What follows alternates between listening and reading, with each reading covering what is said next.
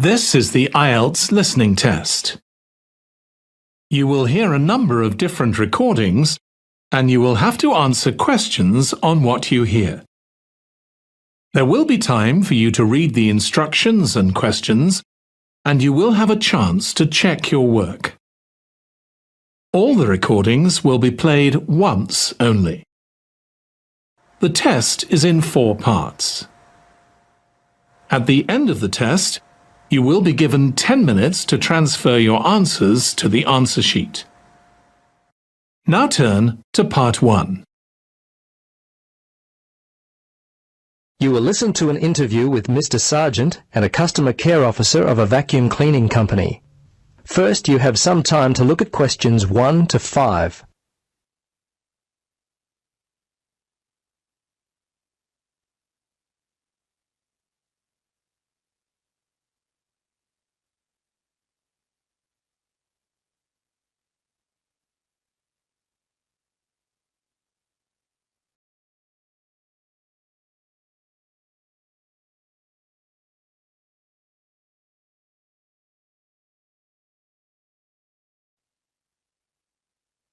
Now, listen carefully and answer questions 1 to 5. Hello. Yes, hello. It's Tom Burlinson calling from Clean It Vacuum Cleaners. Mr. Sargent, is it? Yes. I understand you recently purchased a vacuum from us. Is that correct? Yes, that's right. Well, this is simply a call to find out if you've been happy with your purchase. Our company prides itself on its after-sales service. Just because you've bought from us doesn't mean you're no longer important to us. Could you spare a few moments to answer some questions? Sure. How long will this take? Well, not long at all, Mr. Sargent. Usually only about 3 or 4 minutes. Okay. What would you like to know? Okay, great. I'll just go through the survey form and if you'll just bear with me, this shouldn't take long at all. Okay, first question. Which model did you purchase and when? Yes, it was the super cleaner. We bought it about 2 weeks ago. Let's see, it was a Monday, I think, because my wife's birthday was on the Sunday, 24th. That would make it the 25th. Yes, August the 25th. Okay. Now, do you remember the name of the salesperson? Was he worth remembering?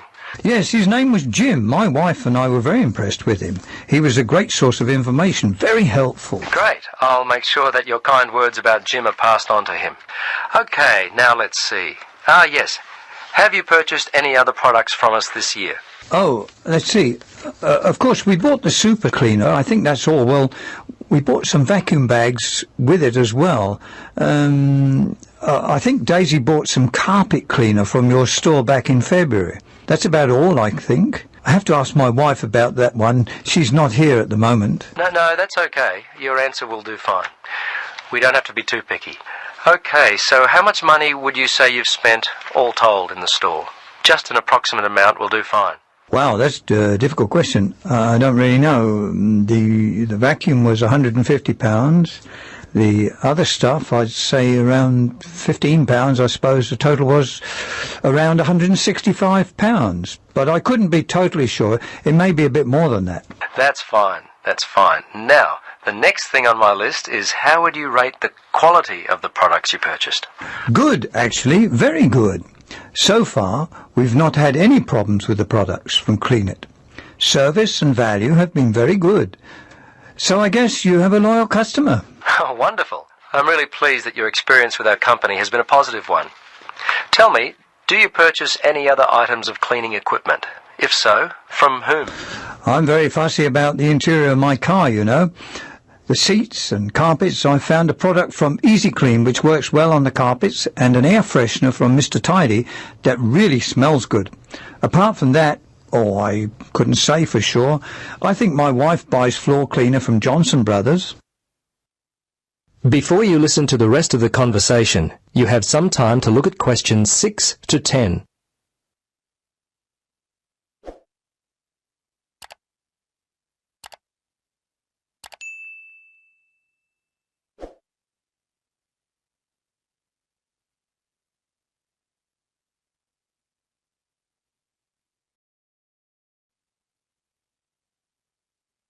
Now listen and answer questions 6 to 10. Well, we've just introduced a new line of car fresheners. You might like to stop by. We'll offer you a 20% discount. Okay, we're almost to the end of the questions. Now, I know you were happy with Jim, but overall, how would you rate the quality of our service? Fine. I thought it was good. The lady in accounts was a little unfriendly, but overall I would say the service was quite good, actually.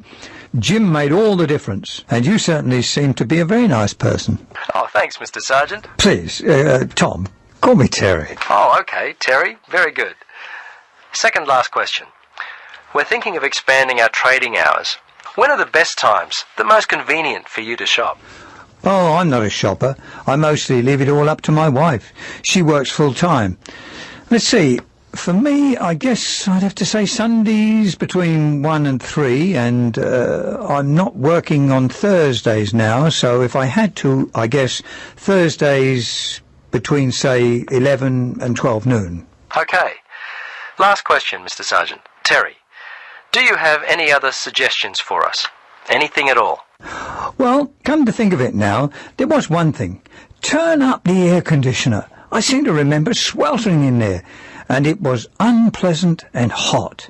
Also, and this is just me, I always like to have some music playing, quietly in the background. It just makes the place seem friendlier, more professional. Well, I'll certainly mention that to management. Well, that's it. Thanks so much for your time, Terry. If there is anything we can do in the future to help you, don't hesitate to call us. Okay, bye now. Yes, bye-bye, and thanks again. That is the end of part 1. You now have 30 seconds to check your answers.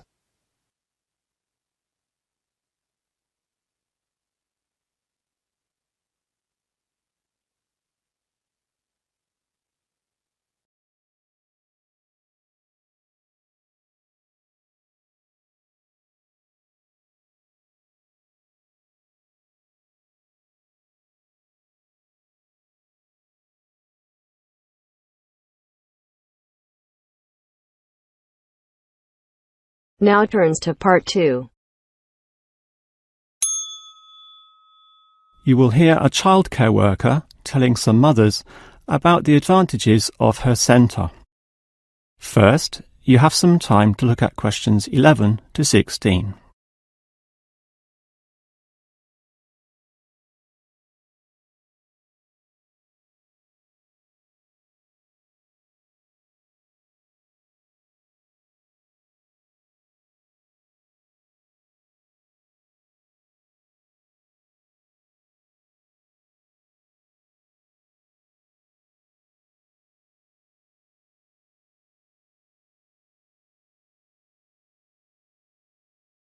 Now listen carefully and answer questions 11 to 16.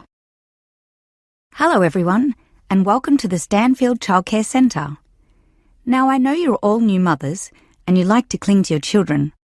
You've certainly spent a lot of time raising them to the age of 4 and are perhaps reluctant to leave them here at our centre.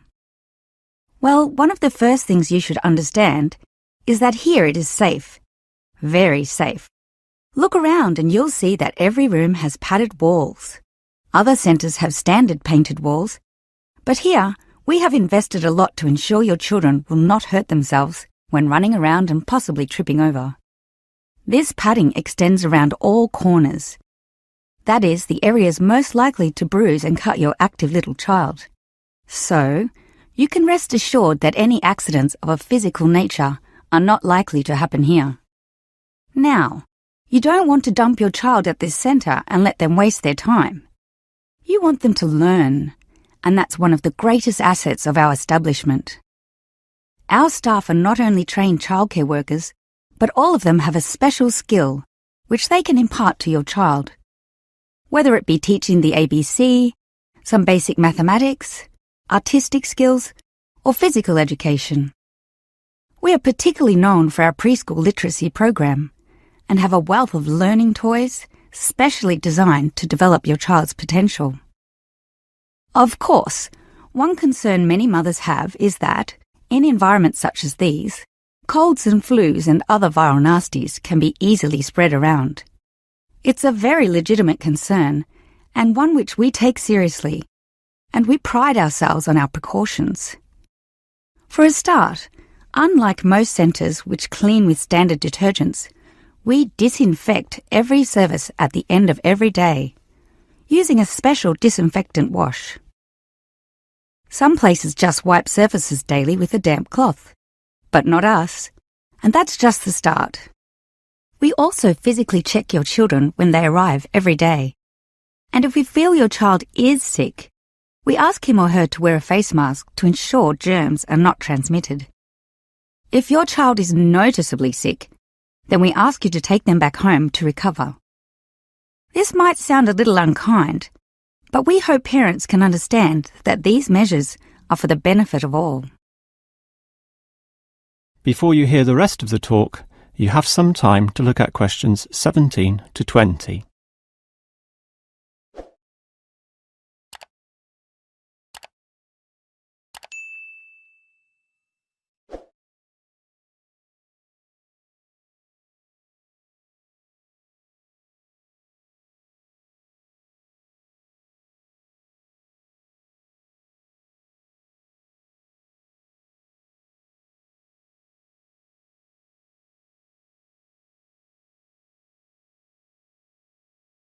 Now listen and answer questions 17 to 20.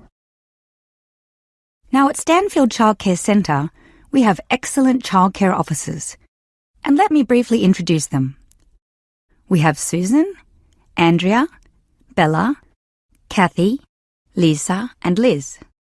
They're all fully trained and come with some individual assets which make them even better. Bella, for instance, knows children very well, having worked here for 5 years, and Kathy has her own family, 2 little girls, so she can talk to you with first-hand knowledge of what it's really like to raise children. But getting back to Bella, she often relaxes here after work, spending long hours chatting to parents, as does Kathy in fact. But in terms of hours, nothing can compare to Andrea, who will sometimes spend the night here, staying in our overnight room. Why? Because this centre is very friendly and simply a great place to be. Bella, for example, used to be quite shy herself, but now is marvellous with the little kiddies, as outgoing as any of them.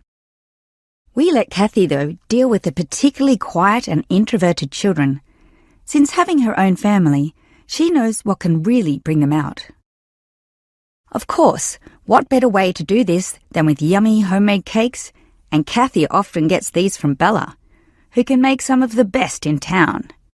Yes, everyone here brings something special, which is why we're one of the best childcare centres in the business. That is the end of part 2. You now have half a minute to check your answers.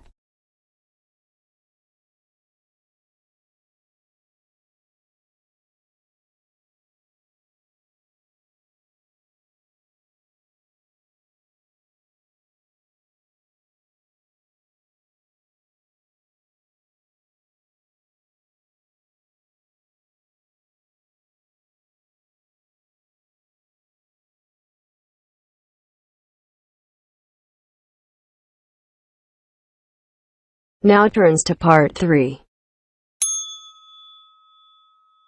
You'll hear 3 students discussing an assignment they are doing together. First, you have some time to look at questions 21 to 26.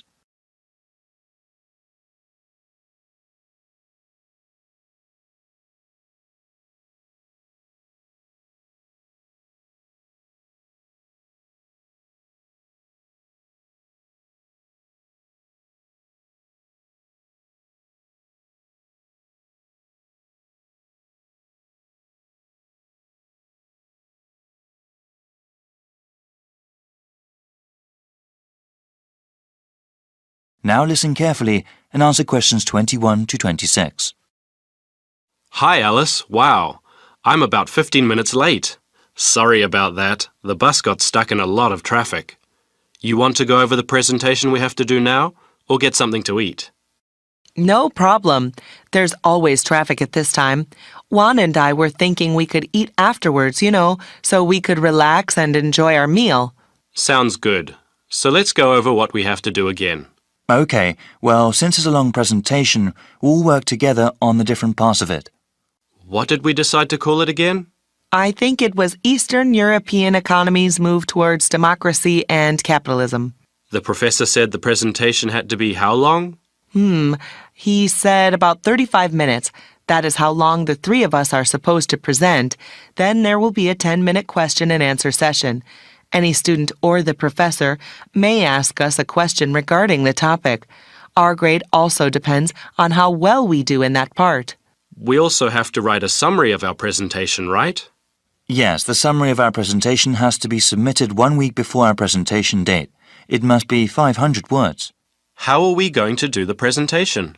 I thought we could give the class a basic handout, like an outline of our presentation. We could even create a poster with a map of the area we were talking about. Well, I was thinking we could make a slideshow using computer software and then using a projector during our presentation. People pay more attention to images on a screen. Well, actually, I've never really used that kind of software. I always thought a basic handout or poster was sufficient. I think giving the information we have with visuals like that will really make our presentation stand out. Well, it would have to be done really well to make any sort of impact, and I'm not sure if that would be a good use of time. Maybe it would be better to spend that time on research and writing. I don't think it would take away that much time. Well, all of us have to research the assignment well and write a really good presentation. I think making a fancy visual presentation wouldn't help. Actually, I think such slideshows are distracting. People focus more on the images on the screen than what the presenters are saying. I'm still not sure I agree with you. Before you hear the rest of the discussion, you have some time to look at questions 27 to 30.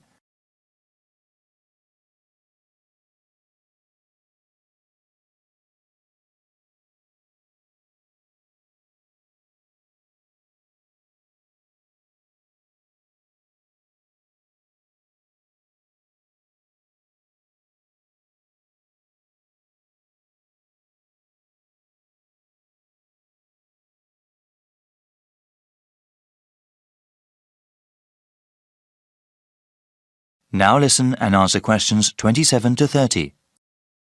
All right then, let's go through some of the reading material. What was the main text we had? It's called The Political Economy of the Former Soviet Bloc by Fovac. That's spelled F-O-V-A-C? Yes, that deals with the specific area of Europe we are researching. There is also An Economy in Transition by Smith. That one is published by the University Press. Well, the professor suggested another useful book, one that focuses on the leadership of those countries. Sometimes the personalities of those in power affected historical events. It's called Foisted into Power by Brown, published by the Academic Press in 2005. Well, we still have to plan out a few more things, but I am quite hungry now. Shall we get a snack before we proceed? Definitely. I'm getting a sandwich. I need some rice with lentil curry, that's for sure. Let's go to the all-campus dining center then. That is the end of part 3. You now have half a minute to check your answers.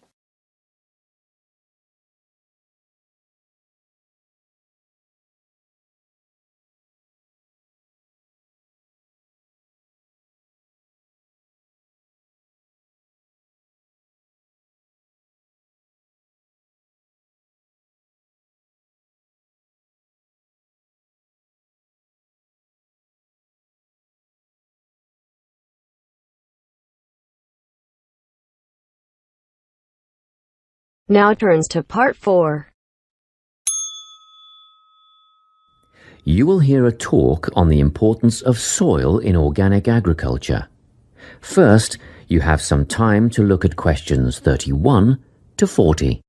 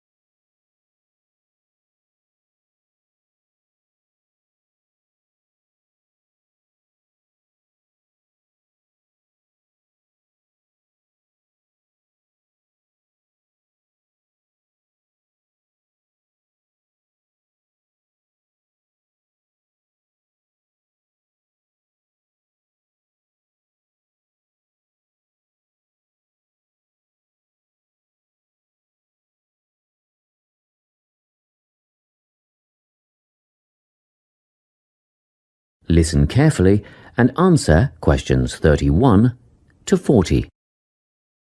Welcome to this talk on soil science and organic farming. Dirt, soil, earth, loam, mud or dust, it doesn't matter what you call it, is of primary importance in the production of food and other crops. Most people think of it just as a substrate or medium in which plants grow, but it's more than that. It's actually a living entity. Or it should be if it's healthy, and human health is affected by the health of the soil. Healthy, living soil is literally crawling with life.